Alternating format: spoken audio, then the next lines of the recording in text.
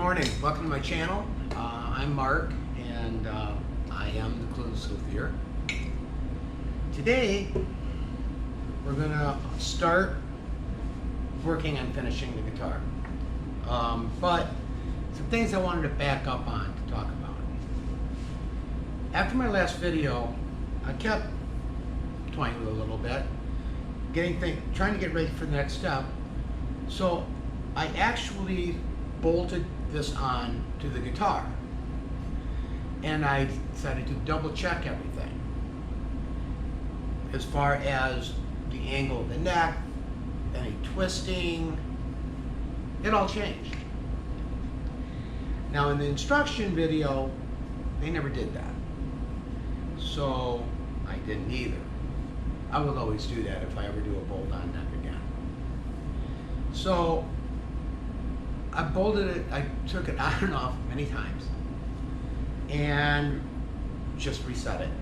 I mean, it wasn't out horribly, but it was out quite a bit. And one of the things is there was like two positions it wanted to sit in. And as soon as I tightened them, it chose the second one, apparently.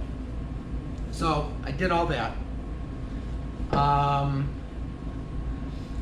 I marked out where the bridge goes and where the neck goes. Then I've decided I'm going to do a true oil finish. If anyone saw my intro video, you saw the StewMat finishing product come in to my long-suffering wife there, and it's going to sit in the cupboard. I don't know what I'm going to do with it yet, but I just don't want to buy the equipment and have the hassle of spraying, so I'll do that another day. This looks like a really great alternative, and it's something I can do without any hassle. And it can be fixed, repaired. So that's what we're going to do. See if that's all the housekeeping I had to talk about. If not, I'll come back to it. I also decided, at first I only sanded this down to 320 grit. And I saw enough places, especially with True Oil, it says that True Oil tends, instead of hiding scratches and stuff, it makes them more apparent. And I'll have a couple of these, I know, but so I got some 600 grit sandpaper. And I wish I don't know if you could have seen it real well. I wish I started on one half. I should have done a video before the other half. The difference in the appearance and the feel is amazing. So I will always do that from now on. So the whole thing has been finish sanded, including the neck. Now, I'm going to use, because I am using Birchwood Casey's True Oil, I decided to stick with the same brand as far as a sealer and filler. So this is what I'm going to use today. I will rearrange the camera and we'll get going. First thing we're going to do is I'm going to tape off the fretboard. And one of the things, this would have been from Driftwood's site that was recommended, I'm going to do. What he did, really kind of awkward and painstaking, was just to do each fret, just tuck it down, just to make sure we don't get anything bleeding in.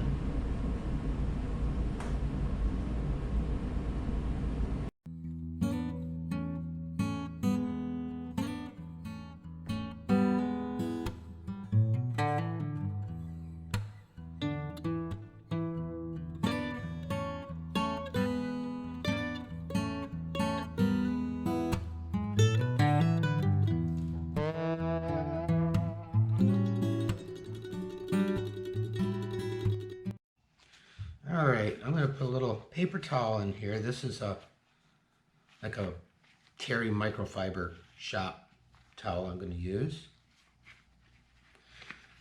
I'm supposed to, they say to put it on fairly liberally, I can't exactly pour it on this, so we're gonna see how this works. It's supposed to go quite a long way, but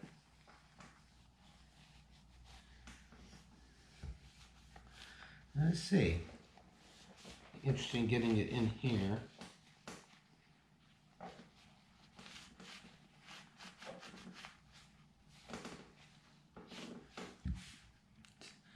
Scrimp on it here. Yeah, let's try for the other side too. I do like the way the grain's popping with it. Makes it a somewhat idea of what it might end up looking like.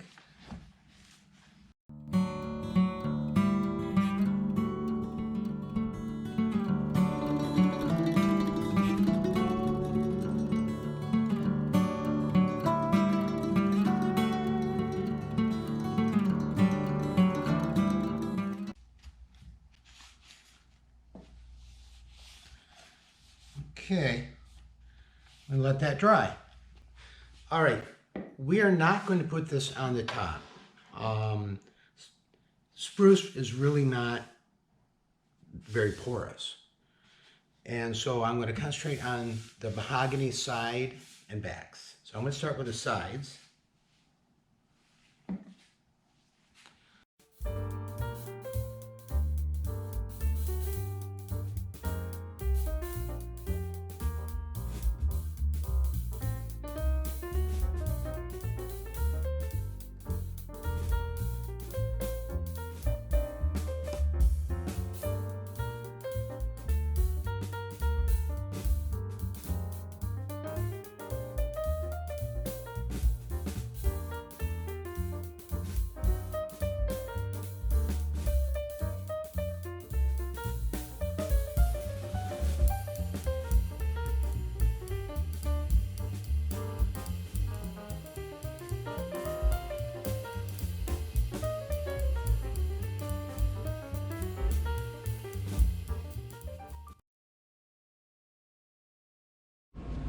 All right, I have sanded everything down again. And I thought about doing another fill, but I think I'm gonna stop. I can actually come back and do one later if I'm finding I don't like it. But we're just gonna go forward with the True Oil. I'm gonna start on the neck because for some reason I'm less nervous about that. Don't know if that's legit, but what I'm gonna do is, it doesn't take much of this. It goes a long ways. So let's start here. Wow, it does go a long way. It's very thin.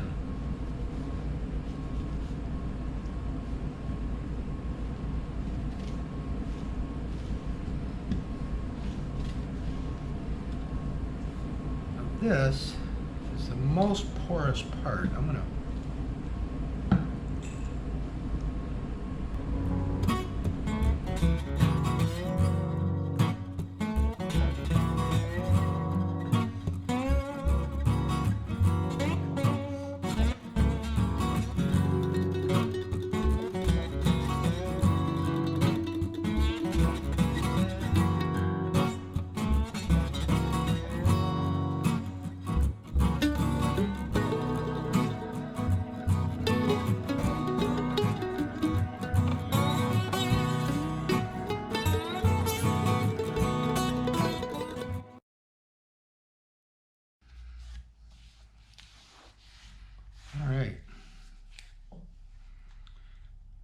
that aside, dry. All right. Got a cloth to it.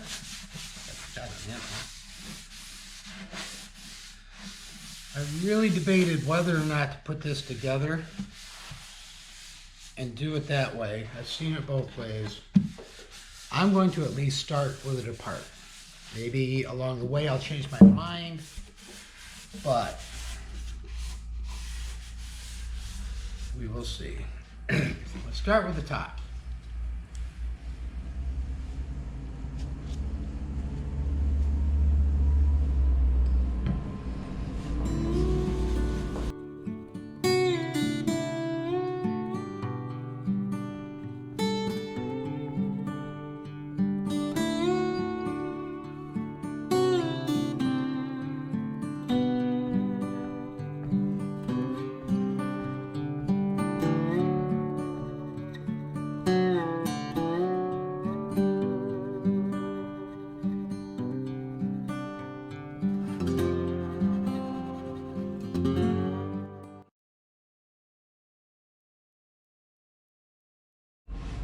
Okay, I fashioned this little hook up here, at least for the top. This wasn't a good way of setting it down any place to dry, where it wouldn't be wet. I was really hoping, there's a green in here that has been there the whole time. I was really hoping that would come out, but that's what the wood says, so we'll see how that comes along, but it goes all the way through.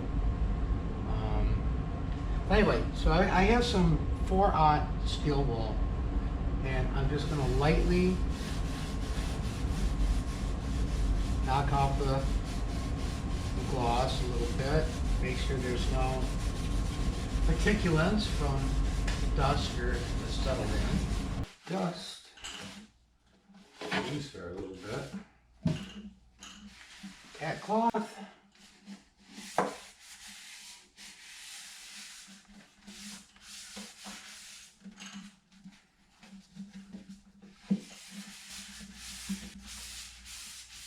All right, and then it's ready for another coat. All right, now I'm going to put on second coat.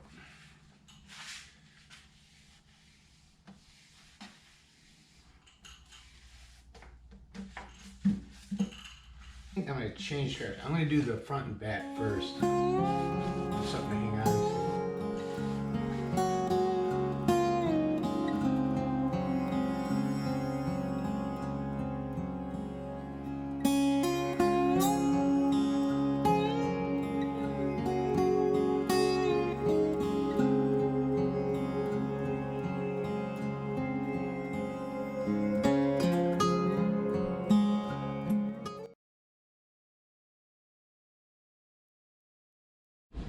Alright, now we'll prep the neck.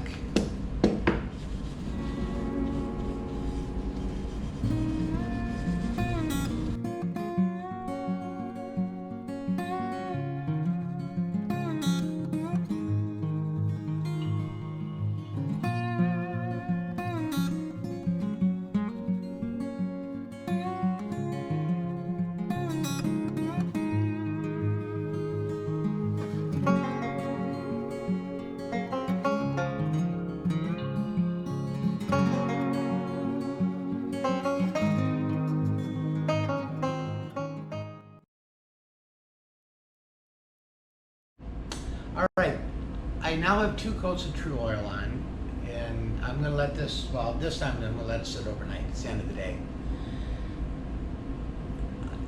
I have seen people put on as few as 4 coats and as many as 18. A lot of it just depends on personal preference. I guess the glossier finish you want, the more coats you'll put on. I'm more of a satin fan, so it might be less. We'll see. One thing I wanted to show that I forgot to mention is when you're done and you have a rag with the True Oil, you don't want to leave it all bunched up because it can build up heat as it dries and spontaneously combust, which could ruin your whole day. So recommend, like I had a paper towel in there, to take it, spread it out, and lay it out so it can dry and be much safer. So thanks for stopping by. The next time we talk, I will be putting the neck onto the body. It'll be totally finished and it'll look like a guitar, so I'm pretty excited. Thanks for stopping by. I really do appreciate it, and I hope to see you soon. Bye.